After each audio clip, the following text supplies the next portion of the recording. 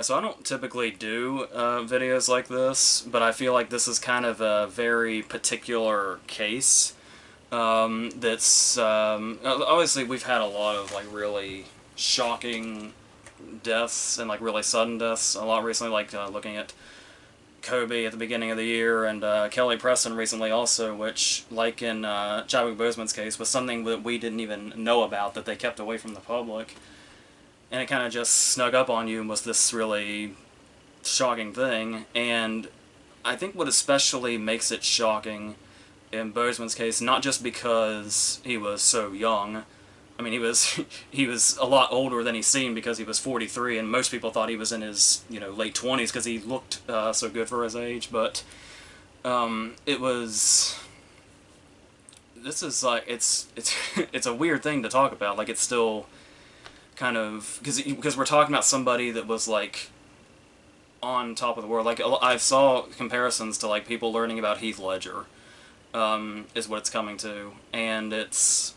I mean, in a way, it's a different story because it's obviously something he had been battling for the last 4 years. But kind of the profound nature that that's giving everything that we've seen him in, because he was so busy throughout all this, and that he was actually working through that, adds like a whole other thing to the great stuff he was able to put out up to this point. I think he's still got a couple of other things that haven't come out yet. And obviously The Five Bloods just came out, which, of course, is my favorite movie of the year right now, because it seemed like everything that he did was either great or was something maybe subpar that he absolutely elevated. Like stuff like Marshall was obviously him in like a really crucial role as a crucial figure, but you could really dismiss the movie by saying like it's just your average, courtroom drama or whatever. But there was just a power in his presence in general that made it stand out in a way that I feel like if it had been anybody else, it might have fully gone into like obscurity, like it came out and then it just went. But it would still get brought up, especially when you talked about Boseman's career in general, when people would say like, he was Jackie Robinson, he was James Brown, and then he was Thurgood Marshall, and it was like it was like that Trinity movie specifically. Like when 42 came out, I wasn't really aware of who he was, and I'm assuming most people weren't at that time. But it was like that actor's really good, like really convincing. And then that would have been 2013, so the very next year was Get On Up.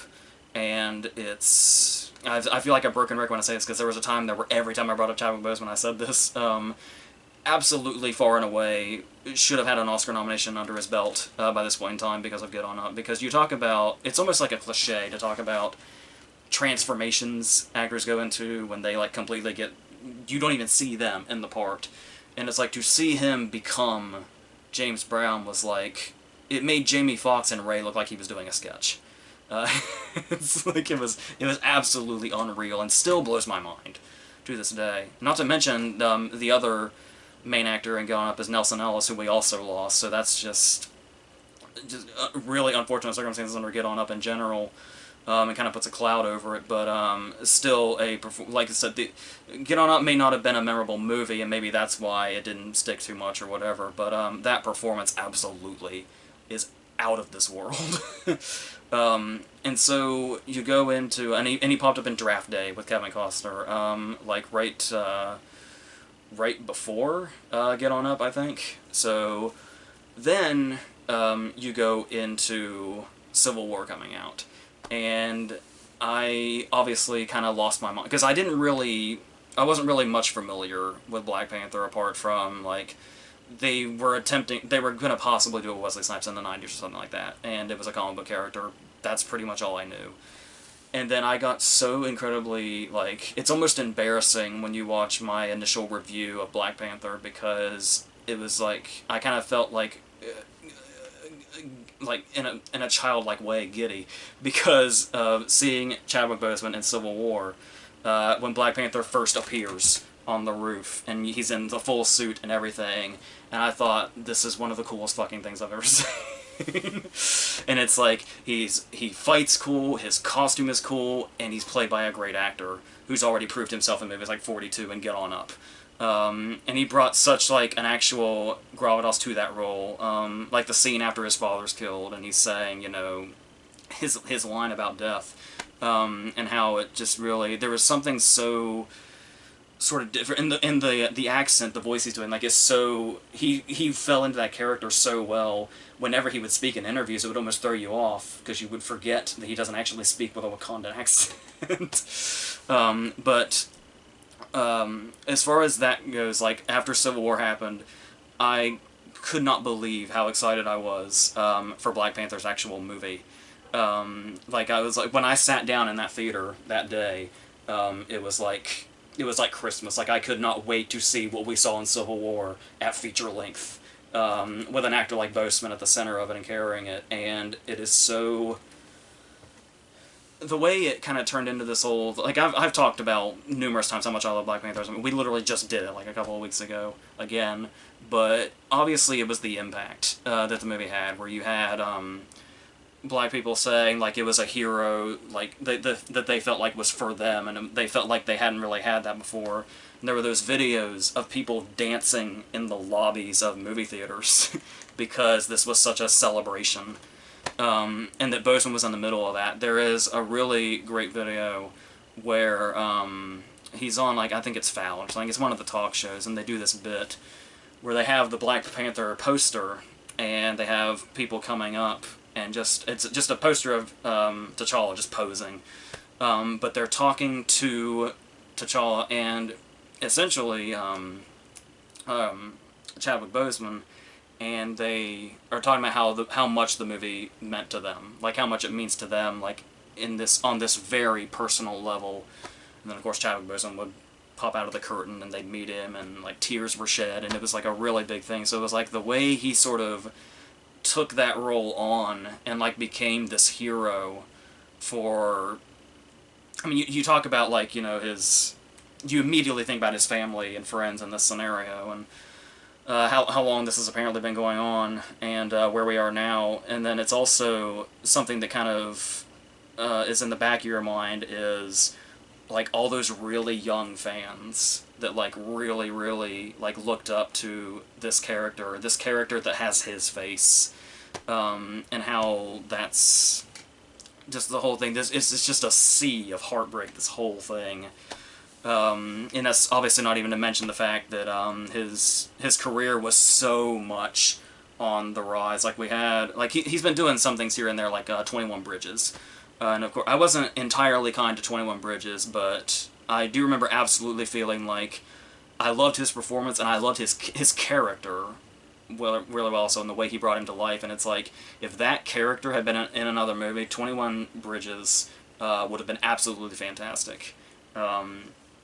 So I left like really wanting more of him and that character. And like I said, of course, he plays an absolutely crucial role in The Five Bloods, the Spike Lee movie. So and to kind of, like I said, he's got a couple of things still, but to kind of pretty much go out on Spike Lee is a really big deal, and extremely appropriate. But as far as looking at it from the perspective of how frustrating this would be, like if you want to look at it from a more selfish stance, from like the perspective of a movie lover, and like what we could have if he had gotten to have a career for years and years from now. But the interesting thing is that you hear that story about how he got started, and it was, I don't remember all the exact details, but it was something along the lines of Denzel like paid for him to go to school or something, and that's how he was able to get off the ground. And when you hear that, you think, like, especially for people who are, like, really trying to get into the industry, you think, like, well, that's a really lucky break. Like, that's just a really lucky person to have, that Denzel thing, that Denzel has faith in you, and that's how you get in there. And then to think that you could go thinking how lucky this person is and realize that this is what they've been going through for 4 years, and it's like it's anything but lucky. And it's like you have this shitty hand, but even though you do have this gateway, but it's still like life saying, fuck you, like, I'm only going to give you this little bit, even if you're lucky at the start.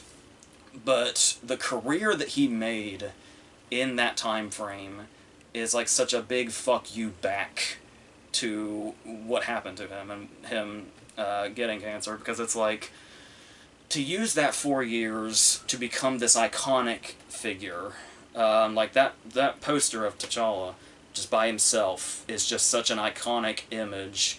Not just in, you know, superhero movies and not just in movies in general, but like black culture. It's just this massive, massive thing, and to be the face of that, for no matter when you leave Earth, you are the face of that forever. And the fact that we'll still have that to go on, but then there's also, what else was I gonna say?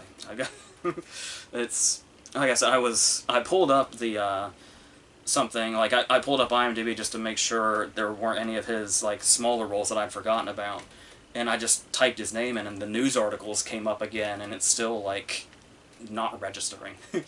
Oh, what I was saying was, he's become an icon with this character, and he's also, regardless of how small his part is in it, he was in Endgame, which is now the biggest movie of all time.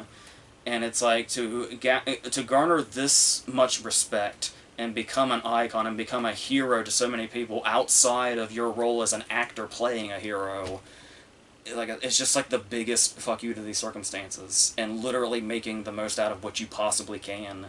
And now people are always going to remember who he is and who he was, because obviously a lot of the talk a lot of people immediately went into was, you know, what about the sequel and the character and all that, and it's like, I don't, and like, is he going to be replaced and stuff like that, but it's like, I think I would be very surprised if any of his peers even wanted to touch this, like, or even wanted to take it away. I don't think any of his peers will want to take it away from him.